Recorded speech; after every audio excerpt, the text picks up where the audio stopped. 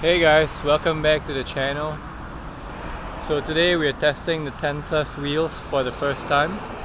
This is my first ride with them, so I'm really excited to see how this is gonna go. In today's video, I guess we'll just be doing a mini vlog of today's ride. So sit back and relax and join me on the ride. So this ride is also my 5th ride with these shoes. The speed shoes from AliExpress. So today I'll also be doing my review of these shoes. Man, so many cars!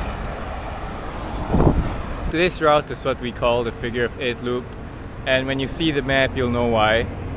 It has quite a few ups and downs, so it's quite perfect for testing out these shoes. Oh, so noisy! A few moments later. I got dropped! Oh my... Morning! Morning!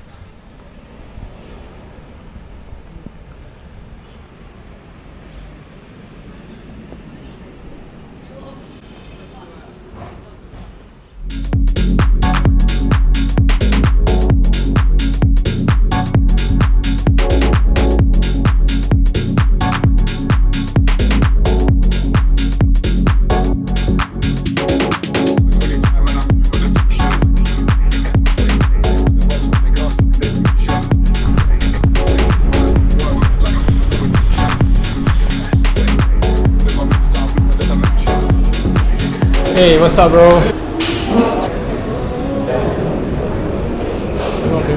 Right now I'm going home by the sidewalk because too many cars right now, look at that. So busy.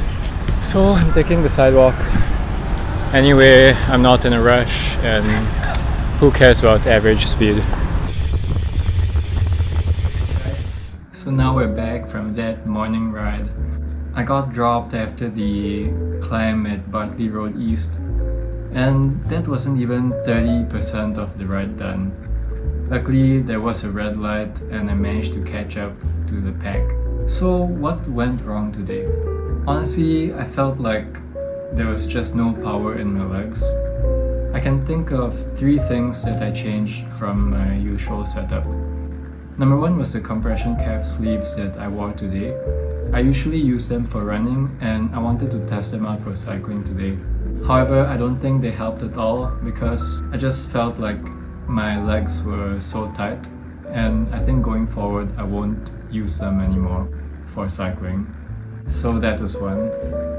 Number 2, of course, I changed my wheel set. Today was my first ride with the 10 Plus wheels, and honestly I think the wheels were pretty great. I know they are around 100 grams heavier than my usual core wheel set, but honestly, practically, you really don't feel the 100-gram weight difference.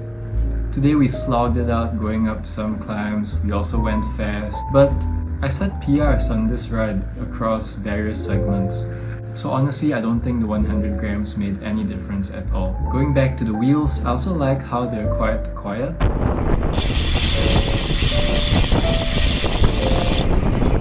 I know I like my noisy wheel sets, like my core wheel set. But having used those noisy wheels for a long time, I think it's always nice to have a change. So yeah, these quiet hubs are a welcome change. And lastly, what I think made the biggest difference was the tires that I used. So usually I run a Continental GP5000 in 28mm, and today I used Continental Ultra Sport 3, also in 28mm. With these being the only contact point between my bike and the road, I think these probably made the biggest difference. So throughout the whole ride, I felt like my power was not being transmitted as efficiently as possible. And when I just compare maybe my ride from last week versus the ride today, I had a higher average power today, and yet I still felt like I was quite sluggish, and maybe the tires made the biggest difference. That's just something that I'm thinking of now. I'm not sure if it's accurate. I'm also not gonna do any scientific tests, but to me that's the most logical explanation of why today felt so slow. Perhaps the Continental Ultra Sport 3 is really just an inferior tire to the GP5000, and with that being the only contact point with the ground, yep, I think that's the only logical explanation. Nevertheless, I'm still happy to see that my power output is improving over time, and I just know that when I go back to my GP5000s, I'll be even faster. And sometimes it's okay to use inferior products, because once you upgrade, you'll be even faster. So for example, I used to ride an aluminium Cervelo. Riding that for almost a year helped to build a strong base, and when I moved over to this carbon bike that I built, I was a lot faster. So at the end of the day, all is good. Every ride is extra training. Now going back to the shoes, the speed shoes from AliExpress. After 5 rides and around 500 km, I'm happy to say that this is a really good bargain on AliExpress. For only 50 bucks, you get shoes which are pretty lightweight and pretty stiff, and these are easily the best pair of shoes that I've used so far. Of course, I've only used 2 other pairs of shoes and they're both budget shoes, but I mean, in the grand scheme of things, 50 bucks is also a pretty budget option. So across all the budget shoes that I've used, this one is the best. I remember in my initial video, I mentioned some problems that I had. One of them was that the material of the shoe kept eating into my left foot. And I'm happy to say that after 5 rides, I think I've broken in the shoes enough, and now that is no longer a problem. And another problem I faced was that my right small toe was numb at the end of the ride. And I fixed that with a simple solution. Before my first ride, I felt like the shoes could be a bit more snug, so I put an insole from my old Nike Roche Run. And if you know the insole of that Roche Run, it is ribbed, and I think that probably caused some of the numbness in my toe. So I switched it out for an insole from my old pair of running shoes, the Nike Pegasus Turbo Next Nature.